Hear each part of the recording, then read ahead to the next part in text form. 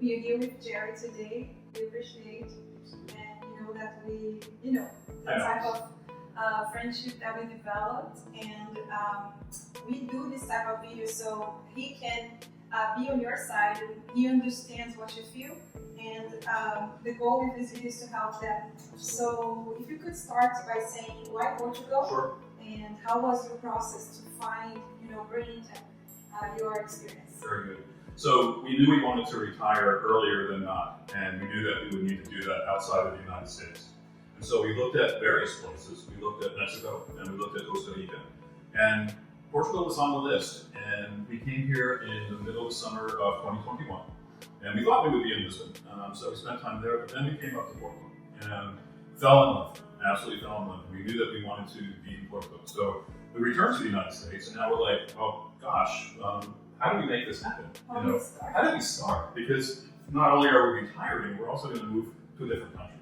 And we knew that it wasn't sensible for us to try to do this completely on our own. And so we started looking online, actually, for various consultancies, groups that could help us make the move. And Brent came up at the top of the list. And we reached out and found you guys. And it's been a great journey ever since. It has been, when was the first time? Do you remember? I think we spoke with you first in October of 2021. Yeah. And Mariana was great to kind of lay out the entire process for us. She gave us options about how to engage with Brent, various services that we might need or not need. And immediately we just knew that the comfort that we had with working with you personally, your warmth, your sense of humor, your knowledge, were all very critical to us in deciding to move forward. And so as I tell people when I talk about the experience, we know other people who have done it on their own, and it can be arduous. I mean, yes, can you do it on your own? Sure. Do you want to? No. Because when you're 5,000 miles away, how do you get all these things done that you need to get done? And so I'd like to say that every penny that we spent with Brent was well spent. Thank you. We appreciate it. You make us laugh a lot in the groups. What is the nickname that you gave us? Oh, Britonians. You can, if you work with Brent, and I encourage you greatly to do so, you will become an honorary member of the Britonians. And I can't really talk about some of the secret handshakes and other rituals that would be involved because then I'd have to be killed. So basically, you can find out if you go ahead and contract with Brent. It was always, since the beginning, a pleasure to work with them because the sense of humor and, even when things, difficulties arise, it was still very light. They have this. It's just so good. I appreciate that. And certainly difficulties do arise, even with the guidance that we got from Brent. Rules change here in Portugal like by the minute. And so a process that you think is going to go forward suddenly changes. And what we were able to do, which was very useful, was contact Brent and say, wait a minute, this doesn't look like what we thought it was going to look like. And these guys were able to research it for us and find solutions. And again, especially before we arrived in March of 2022, being so far away and trying to navigate things like getting necessary numbers and opening bank accounts was absolutely critical that we could have somebody on the ground. And one thing that we always like our clients to say is about difficulties, because we don't want to show Portugal as a perfect place. Yeah. It has a lot of bureaucracy and a lot of regulations change all the time. Yeah. And with the war and the refugees, you had a difficulty with the regrouping, family regrouping, and you had to go back to the US because the queue here was so huge.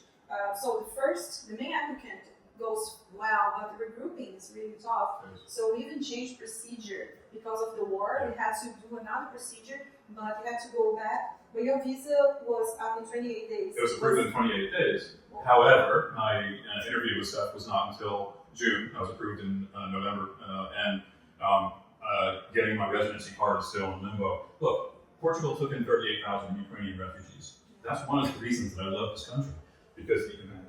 Sorry. So that's okay. We can manage around the processes that get in the way. Everything is bureaucratic. Everything has to be stamped. Stamp. And one lesson that we learned that we try to avoid is, if you want to get something done, you have to go 3 times. So one bit of advice for anyone coming here is know what you need before you go to talk to the bank or go to talk to the government.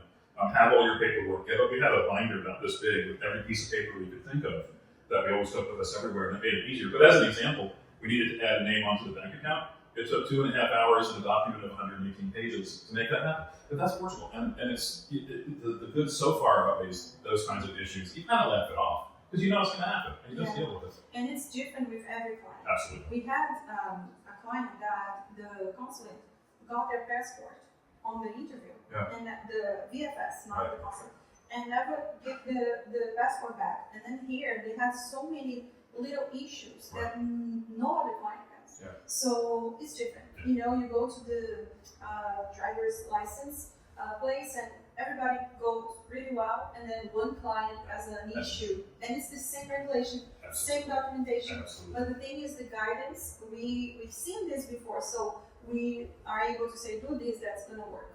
Or just go back there tomorrow with a different agent and you will have it. So, but in terms of difficulties, we talked about the visa process. Tell us what's the thing that you like the most. You tell us where you live. And we live in an area of Porto called Boa Vista, which is quite central. So we don't need a car. As we're 65 this year, we're able to get a pass on the metro and bus line for 30 euros per month, which gets us pretty much anywhere. Intercity travel is quite inexpensive as well. And if we need to, we can rent a car. So we live right in the middle of Porto, very close to 5 different supermarkets, very close to the largest music venue in the city that has a Musica. And the best thing, if people ask me why Portugal and what's the best thing about it, and it's the people.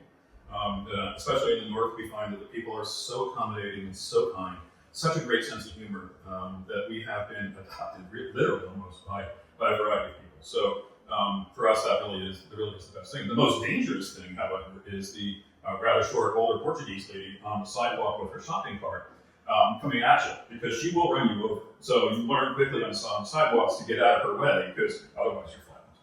Yeah.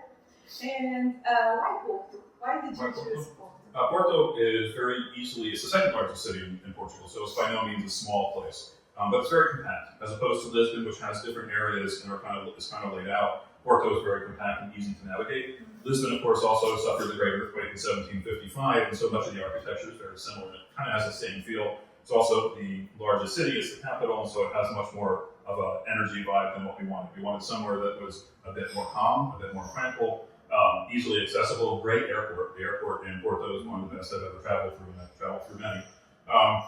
And so really that was it. Access to Europe is extremely easy from Porto. You can get to Spain by bus or train. You can fly from Porto directly to most places in Europe. So and you guys have been traveling We have been traveling. We've been a lot. How many countries do you know? I think this is relevant because you chose Portugal to live, but you know, like, just a number. Oh my goodness. Because he traveled working his entire life, so like internationally. I've worked in Asia, I've worked in South America, Central America, I've worked all over Europe, all over North America.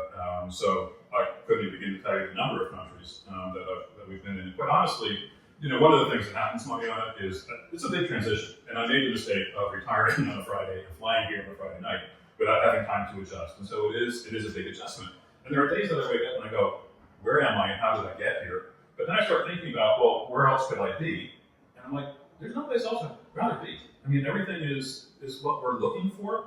Of course, the challenge with language, but I've been doing pretty well with Portuguese. He's speaking Portuguese. But you spoke Spanish before, I did, so the transition was easier, but he speaks Portuguese with us easily. Yeah, and they just kind of smile and nod and pretend they understand what I'm saying. So it works out really well. Yeah. He's doing really well.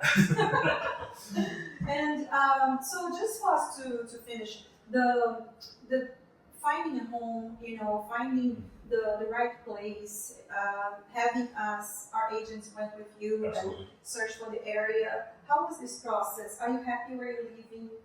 The location? First of all, the process of working with Briton on finding a place to live was great. You guys gave us a bunch of listings to take a look at in a very, very efficient amount of time. I think we chose the best place possible in Porto. There was another place that we looked at on the other side of the river, quite close to the tourist area. Great view, but also in the tourist area. Yeah, it would be a little too busy. Whereas Boa Vista is sort of the commercial, financial area of the city. So it's where people live. And so we feel like we're part of the community, part of the residency. We have a butcher, there's bakeries, there's coffee shops in every corner. So within a few minutes walk, we can get to anything that we need to get to, and access other parts of Porto very easily. So if you are thinking of Porto, as you should, definitely consider Boa Vista as an opportunity to live. And the community around. You guys have friends already, We do. right? Yeah, You we have do. dinners and Yeah, we do. We have we both. serve in the community. Yeah, we have friends, Portuguese friends and expat American friends, and we actually bring them all together sometimes, which is really kind of cool. So yeah, we have our social life here is far busier than it was in the States. Okay. Nice. So are you happy? I'm very happy. Would you do it again? I will do it again. I'm not going to do it again because I'm not leaving. But yeah, absolutely. I can't tell you how happy we both are with the decisions that we made, working with you guys, and where we ended up. So absolutely very happy. Thank you very much. You're welcome. I appreciate everything, the trust and the willingness to come and to talk to us and to help. So to finish, what would be the recommendation that you would give if you didn't say yet? Is there anything that you would do, that you would recommend them to do, Right. Before starting the plan to either invest or because some people, some of our clients, they don't move here, Right. they just do the investment. Would you do have any recommendation? Yeah, I think extreme patience is really important. Understand that things may not go the way you want them to. Understand that things may take longer to accomplish, but at the same time, when they are done, it's great.